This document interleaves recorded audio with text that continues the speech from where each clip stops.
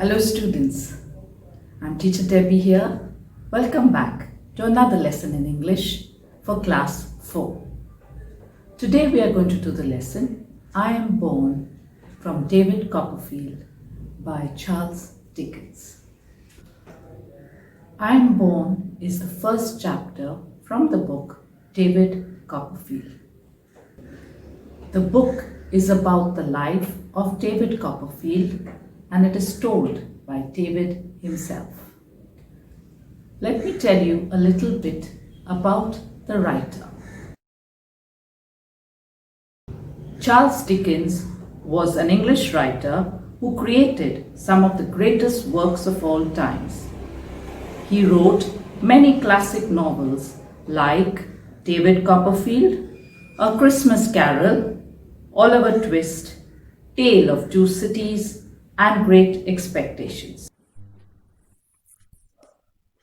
Now I will tell you the story in short. The main characters are Miss Betsy Trotwood, an elderly spinster, and her nephew's wife, Mrs. David Copperfield, who is a young widow. Mrs. Copperfield is due to have her first baby. She sees Miss Betsy walking up the garden path and peeping through the window. She is nervous to see her husband's aunt for the first time.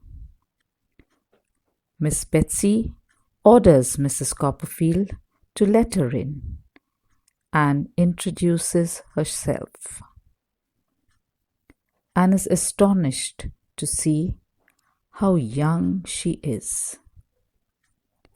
Mrs. Copperfield weeps in distress. She asks her to remove her cap.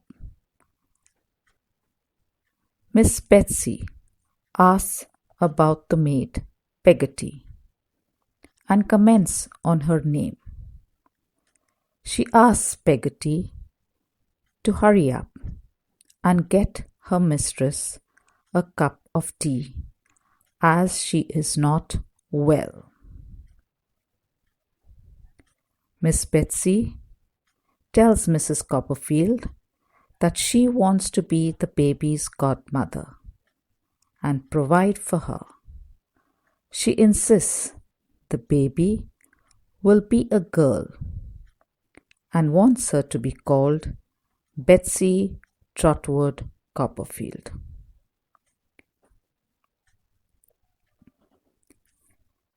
Peggotty brings the tea and sees how ill her mistress looks and sends for the doctor.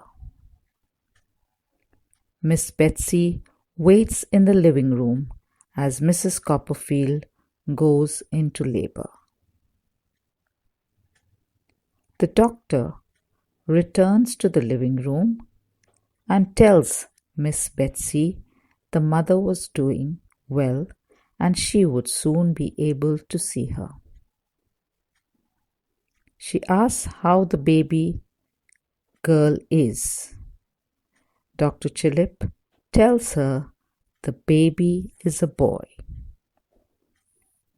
Miss Betsy does not speak a word. She puts on her bonnet and walks out of the house, never to return. And this is how David was born. I Am Born, adapted from David Copperfield by Charles Dickens. The book is about the life of David Copperfield and is told by David himself. David was born in England around the year 1820. His father had died 6 months before he was born. Here he talks about the time just before he was born. His great aunt, Miss Betsy Trotwood, comes to visit his mother for the first time after the death of his father. My great aunt, Miss Betsy Trotwood, was the only person alive on my father's side of the family. She lived alone in a cottage in a small village on the seacoast. My father was once her favorite nephew, but not after he got married. She was angry because he had married a very young woman. My father never saw his Aunt Betsy again. A year after the marriage, my father died.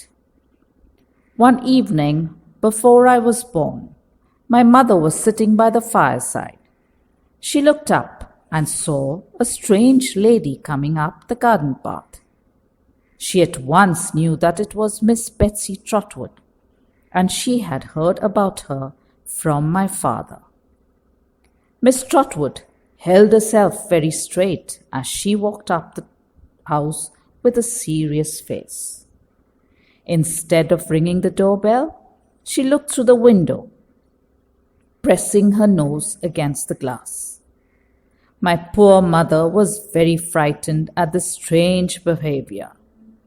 She got up from her chair at once and stood behind it. Miss Betsy ordered her to let her in, and my mother went to the door.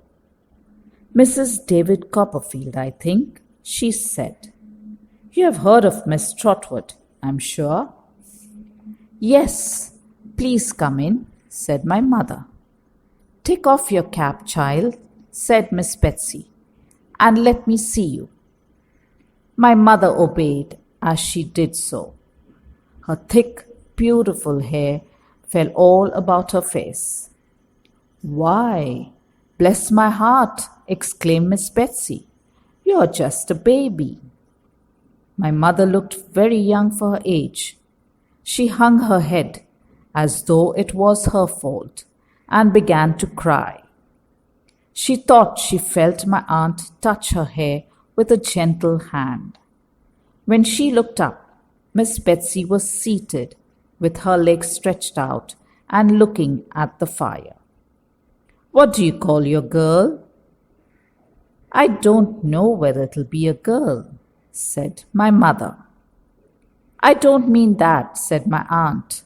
"I mean your servant girl." "Peggotty," said my mother. "Peggotty," replied my aunt. "How on earth did she get such a name?" "It's her surname, madam," said my mother. "Peggotty, could you fetch your mistress some tea?" cried Miss Betsy, going to the door. "She is not well.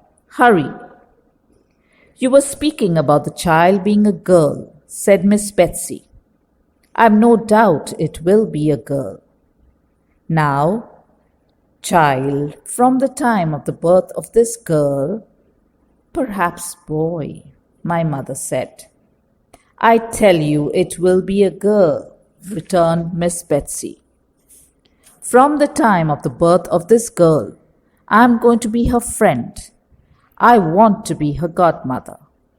You should call her Betsy Trotwood Copperfield, and she should be well brought up. Can you keep accounts and take care of a house?" "Yes, I can. Not much, but Mr. Copperfield was teaching me." And my mother broke down. "No, no, don't cry any more," said Miss Betsy. "You'll make yourself ill, and that'll be bad for you and the baby. You mustn't do that." This quietened my mother. "What has your husband left you?" asked Miss Betsy a short while later. "Mr. Copperfield left me an income of £105 a year, madam," said my mother. Peggotty came in with the tea.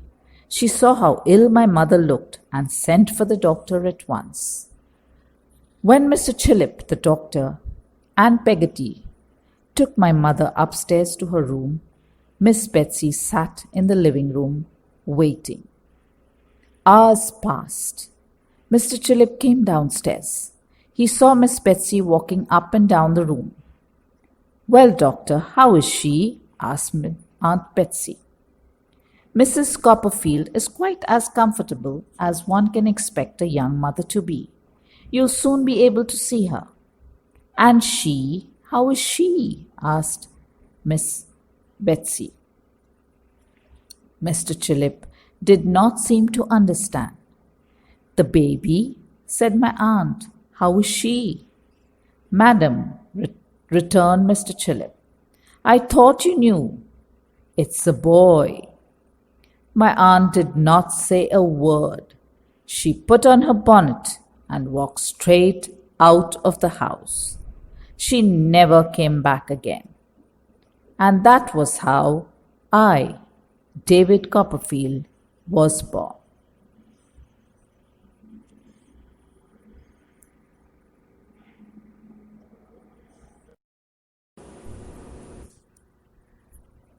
Page 28, Exercise B. Choose the correct answers to complete these sentences. The first one. Miss Betsy Trotwood was angry with David Copperfield's father because, I'll read the options for you. A. He had married a very young woman. B. He had never visited Miss Betsy after he got married. And C. He was once her favorite nephew and he quarreled with her. Have you got it? Yes, it's the first one. A. He had married a very young woman. 2. We know that David Copperfield's mother was young because A. She obeyed Miss Betsy. Miss Betsy said that she was just a baby and she began to cry. Have you got it? Yes, it's B. Miss Betsy said that she was just a baby. That is how we know that David Copperfield's mother was very young. The third one.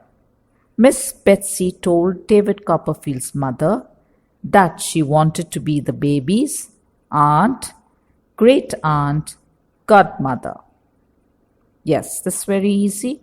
She wanted to become the baby's godmother. That is C. And the last one, number 4, David Copperfield's mother looked ill because A. She felt cold, B. She did not like Miss Betsy, and C. She was about to give birth to a baby. She looked ill because she was about to give birth to a baby. That's right.